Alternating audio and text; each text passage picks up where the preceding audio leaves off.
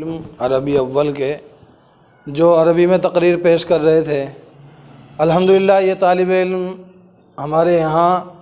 عربی اول کے اندر کافی جملے بناتے ہیں تاکہ ان کو عربی بولنے پر مہارت حاصل ہو جائے، اور انشاءاللہ جلدی ہی وقت آئے گا کہ اللہ تبارک و تعالی یہیں سے ایسے طالب علم پیدا کرے گا کہ جو عربی کے اندر، عربی ادب کے اندر ایک بہترین کمال کے مالک ہوں گے، اور انشاءاللہ ایسے طالب علم بھی یہاں سے اللہ تعالیٰ ضرور اور بالضرور بنائے گا کہ جو کل انشاءاللہ یہیں پر آ کر کے شیخ الحدیث بھی بنیں گے اسی ادارے کے۔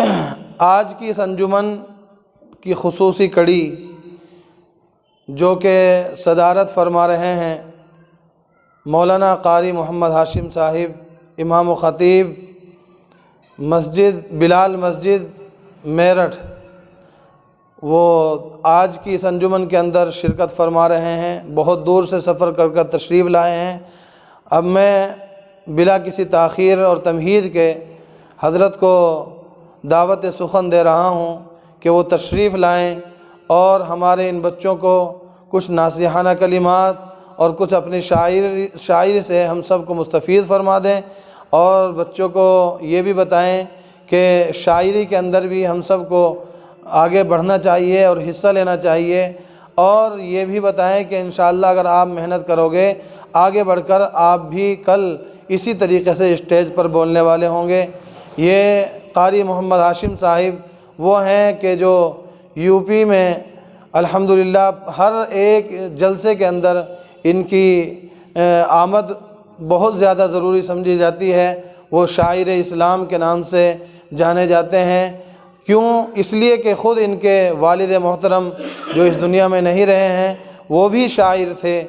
اور یہ بھی شاعر ہیں، اور ہم نے تو ان کے گھرانے کو دیکھا ہے کہ الحمدللہ ان کے گھر کے اندر بچہ شاعری کے نام پہ ایک اپنے اشعار تیار کرتے ہیں، اور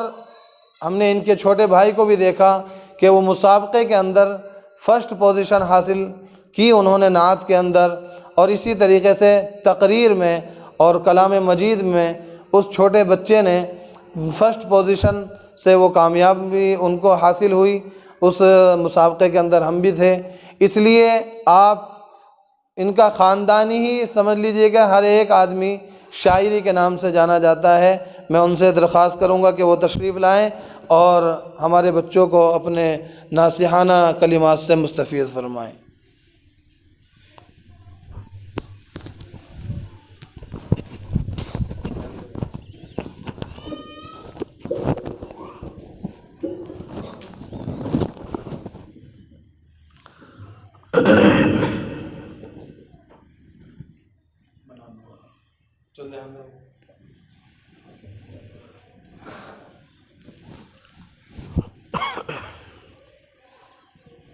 بسم اللہ الرحمن الرحیم،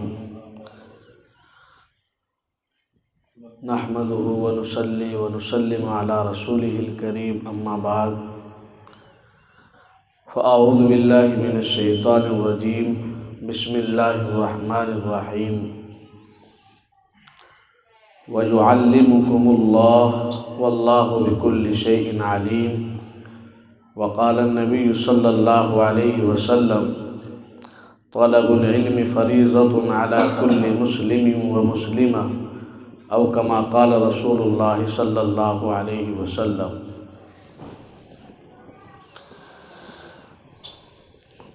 عزیز طلبہ اور موقر اور معزز اساتذہ اعزام، بالخصوص اس انجمن کے سرپرست محترم اور اس کارواں کے روح رواں، اس جد و جہد کے مالک حضرت اقدس حضرت مولانا مفتی عبدالملک صاحب قاسمی، جو اس مدرسے کے سرپرست بھی ہیں، بانی اور مبانی بھی ہیں، اور اس مدرسے کی، اس مسجد کی ترقی کے لیے فکر مند بھی ہیں۔ بہت دنوں سے انجمن کے تعلق سے، تعلیم کے تعلق سے سنتا بھی رہا، اور کبھی لائیو پروگرام اور کبھی آف پروگرام سنتا بھی رہا، لیکن آج اس انجمن میں آ کر طبیعت خوش ہوئی کہ الحمدللہ بچے اردو کی تقریر بھی، عربی کی تقریر بھی اور قرآن کریم میں بھی الحمدللہ بچوں نے محنت کی ہے، اور اس محنت کے پیچھے اساتذہ کا بہت بڑا رول ہوتا ہے۔ اساتذہ کرام نے جو محنتیں کی ہیں، حضرت مفتی صاحب کی جو محنتیں ہیں، وہ بچوں کے اندر نظر آ رہی۔ اللہ سے دعا ہے کہ اللہ تبارک و تعالی اس مدرسے کو دن دونی رات چوگنی ترقی عطا فرمائے، اور اس کا فیض پورے عالم میں جاری و ساری فرمائے، نظر بد سے، حاسدوں کے حسد سے اللہ حفاظت فرمائے۔ عزیز طلباء، آپ سب یہاں علم دین حاصل کرنے کے لیے آئے ہیں۔ یہ کوئی چھوٹی چیز نہیں۔ اللہ رب العزت ہزاروں لاکھوں بچوں میں سے چند بچوں کو اٹھاتے ہیں اور ان کو جو ہے علم دین کے سیکھنے کی توفیق مرحمت فرماتے ہیں۔ آپ کے محلے میں، آپ کے شہر میں، آپ کے علاقے میں بہت سارے بچے ہیں جو کالج جاتے ہیں، اسکول پہنچتے ہیں، لیکن اللہ رب العزت نے انہی بچوں میں سے آپ کو چنا، آپ کے سینوں پر بھروسہ کیا کہ یہ وہ سینے ہیں کہ جو میرے قرآن کو محفوظ رکھ سکتے ہیں، میرے اس علم کو محفوظ رکھ سکتے ہیں، اس کی حفاظت کر سکتے ہیں۔ اللہ رب العزت کیونکہ سب سے زیادہ جاننے والے ہیں، تو اس لیے اللہ تبارک و تعالیٰ نے ہم کو اس دین کے لیے چنا ہے، اس پر ہمیں اللہ کا شکر گزار ہونا چاہیے۔ آپ ان تمام بچوں سے جو اور دوسری تعلیم حاصل کر رہے ہیں، آپ ان تمام بچوں سے علیحدہ ہیں، ان سے اعلیٰ ہیں، ان سے افضل ہیں، کیونکہ اللہ کے کلام کو آپ سیکھنے کے لیے آئے ہیں۔ کلام اللہ تعالی ملک الکلام، اللہ کا کلام تمام کلاموں کا بادشاہ ہے، اس لیے اس کو سیکھنے والے، اس کو حاصل کرنے والے بھی تمام علم حاصل کرنے والوں میں سب سے زیادہ افضل ہیں۔ حضرت کثیر بن قیس ایک تابعی ہیں، اور وہ بیان کرتے ہیں کہ میں دمشق کی مسجد میں حضرت ابو درداء رضی اللہ تعالی عنہ کے پاس بیٹھا ہوا تھا کہ ایک آدمی آئے اور انہوں نے کہا کہ میں مدینہ منورہ سے چل کر کے اس مقصد سے آیا ہوں کہ میں آپ کی زبان سے حدیث نبی سنوں۔ حضرت ابو درداء رضی اللہ تعالیٰ عنہ نے کہا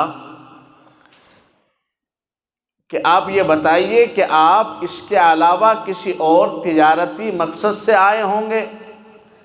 تو انہوں نے نفی میں جواب دیا کہ نہیں، میں تو صرف اس حدیث کو سننے کے لیے آیا ہوں جو کہ آپ کے اس علاقے میں اس جو ہے حدیث کا ایک جو ہے چرچا ہے اور لوگوں کی زبان پر ہے، میں آپ کی زبان سے وہ حدیث بنفس نفیس سننا چاہتا ہوں۔ حضرت ابو درداء رضی اللہ تعالیٰ عنہ نے پھر کہا کہ نہیں، آپ بتائیے آپ کسی اور مقصد سے آئے ہیں؟ انہوں نے پھر نفی میں جواب دیا۔ تو حضرت ابو درداء رضی اللہ تعالی عنہ نے کہا تو سن، میں نے اپنے آقا جناب محمد الرسول اللہ صلی اللہ علیہ وسلم سے سنا ہے کہ جو آدمی علم دین حاصل کرنے کے لیے اللہ کے راستے میں جاتا ہے، اللہ تبارک و تعالی اس کے لیے جنت کا راستہ ہموار فرما دیتے ہیں۔ اور آگے ارشاد فرمایا کہ میں نے اپنے نبی علیہ السلام سے سنا ہے کہ زمین اور آسمان کے بیچ میں جتنی مخلوق ہے وہ تمام کی تمام مخلوق اس علم دین حاصل کرنے والے کے لیے دعائیں کرتی ہیں۔ اور اس سے آگے کہا کہ میں نے اپنے آقا سے سنا ہے یہاں تک کہ سمندر کی مچھلیاں بھی اس کے لیے دعا کرتی ہیں، اور اللہ رب العزت کے جو فرشتے ہیں وہ اس کی کارکردگی سے، وہ اس کی جد و جہد سے، وہ اس کی محنت کو دیکھ کر خوش ہو کر اس کے قدموں کے نیچے اپنے پروں کو بچھا دیتے ہیں۔ یہ مقام ہے علم حاصل کرنے والوں کا۔ تو اللہ کی نظر میں آپ بہت بڑے ہیں، بہت اعلیٰ ہیں، بہت افضل ہیں، اور پھر آپ کا شمار انہی میں ہوتا ہے العلماء ورثۃ الانبیاء، کہ علماء جو ہیں انبیاء علیہم السلام کے وارث ہیں، اور نبی کوئی جائیداد چھوڑ کے نہیں جاتے، پیسے چھوڑ کے جو ہے درہم چھوڑ کے یہ چیزیں چھوڑ کے نہیں جاتے، بلکہ علم چھوڑ کر کے جاتے ہیں۔ ہم نبیوں کے جو ہے علم کے وارث ہیں۔ تو میں آپ سے درخواست کروں گا کہ پہلے تو اپنی نیتوں کو خالص کریں کہ انشاءاللہ اللہ رب العزت نے ہمیں جو علم دین کے لیے قبول فرمایا ہے، اللہ رب العزت کا جو مقصد ہے، انشاءاللہ ہم اپنی نیتوں کو صاف ستھری کر کے ہم اللہ رب العزت کے اس علم کو حاصل کریں گے اور اس کو دنیا تک پہنچائیں گے۔ دوسری بات یہ کہ اس کے پیچھے جو دنیا کے علم ہیں ان میں ہم نے خوب دیکھا ہے کہ جتنا اساتذہ کا احترام اس دین کے اندر ہے، اس علم کے اندر ہے، کسی اور کے یہاں نہیں۔ وہ اپنے استاد کو پہچانتے ہی نہیں، اپنے استادوں کو جانتے نہیں، علم حاصل کر لیا ان کو پھر پتہ ہی نہیں زندگی میں، اپنے اساتذہ کے نام تک بھول جاتے ہیں کہ ہم نے کس سے علم حاصل کیا۔ ہمارے اساتذہ فرماتے تھے کہ دیکھو اگر 3 چیزوں پر تم نے عمل کر لیا تو اللہ تبارک و تعالی دنیا میں تمہیں آفتاب و مہتاب کی طرح چمکائے گا۔ نمبر 1، جس سے علم کو سیکھ رہے ہو اس کا ادب اور احترام، اس کی مرضی کے خلاف کوئی کام نہیں۔ اگر اس بات پر عمل کر لیا تو اللہ تبارک و تعالی آپ کو علم سے ضرور نوازیں گے۔ دوسرے یہ کہ جس چیز کے ذریعے سے سیکھ رہے ہو، آپ کی کتاب ہے، آپ کا قرآن ہے، آپ کی اور جو ہے کتابیں مطالعے کی ہیں، ان تمام چیزوں کا ادب اور احترام ہونا چاہیے۔ تیسری چیز، جس جگہ جو ہے علم حاصل کر رہے ہو وہاں کی دیواروں کا، وہاں کے کمروں کا، وہاں جو جتنی چیزیں موجود ہیں ان تمام چیزوں کا، جس جگہ پر بیٹھتے ہو اس جگہ کا، جس چیز کے اوپر بیٹھتے ہو اس چیز کا، ان تمام چیزوں کا اگر ادب اپنے دل کے اندر آ گیا تو پھر اساتذہ نے فرمایا اللہ تبارک و تعالی ان بچوں کو دنیا کے اندر آفتاب اور مہتاب یعنی چاند اور سورج کی طرح چمکائیں۔ اور یہ یاد رکھنا، کبھی بھی اپنے اساتذہ کے سامنے اپنے آواز کو بلند مت کرنا، کبھی بھی اپنے استادوں کی برائی مت کرنا، کبھی بھی اپنے اساتذہ کے سامنے اپنی پیشانی پر بل مت لانا، کبھی بھی اپنے اساتذہ کی مرضی کے خلاف کوئی کام مت کرنا، کیونکہ بے ادب محروم شد از فضل رب، بے ادب جو ہوتا ہے وہ اللہ کے فضل سے محروم ہو جاتا ہے۔ آپ نے کتاب میں اردو کی پڑھا ہوگا، با ادب با نصیب اور بے ادب بے نصیب۔ یہاں تعلق ادب کا ہے، اس لیے کوشش کریں گے انشاءاللہ کہ ہم اپنے اساتذہ کی مرضی کے بغیر کوئی کام نہیں کریں گے انشاءاللہ۔ اگر علم سیکھنے آئے ہو تو استاذ کا ادب، اور یہاں وہی استاد نہیں جس سے آپ پڑھ رہے ہیں، بلکہ اس کے علاوہ اور استاذ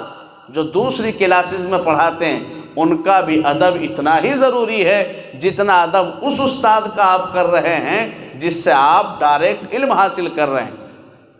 یہاں کی چیزوں کا ادب، یہاں کی تپائیوں کا ادب، یہاں کی تمام چیزوں کا ادب، یہ آپ کے اوپر ذمہ داری بنتی ہے کہ یہاں کی ہر ایک چیز کی حفاظت اور یہاں کی ہر ایک چیز کا ادب اگر آپ نے کر لیا تو انشاءاللہ اللہ تبارک و تعالی آپ کو دنیا میں خوب چمکائیں گے،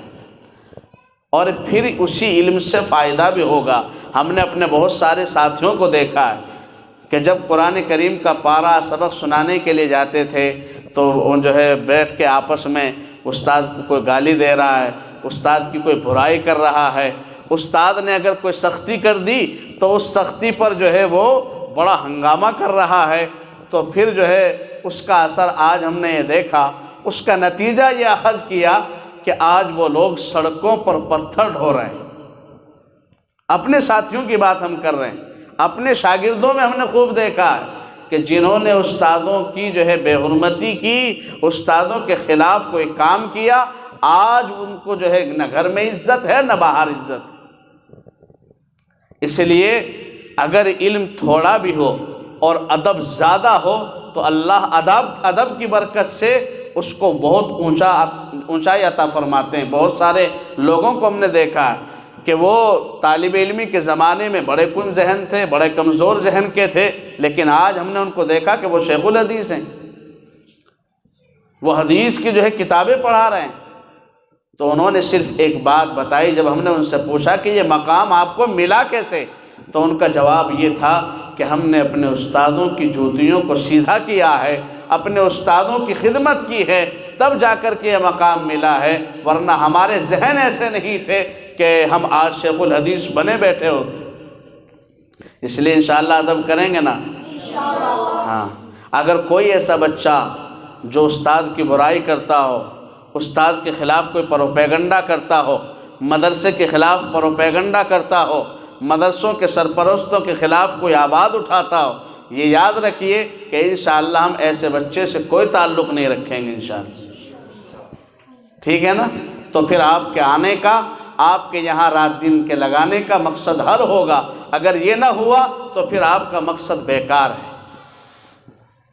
دوسری بات، آپ نے جو ہے شاعری میں قدم رکھا ہے، تو شاعری سے کیونکہ واسطہ ہے میرا، اس لیے جو ہے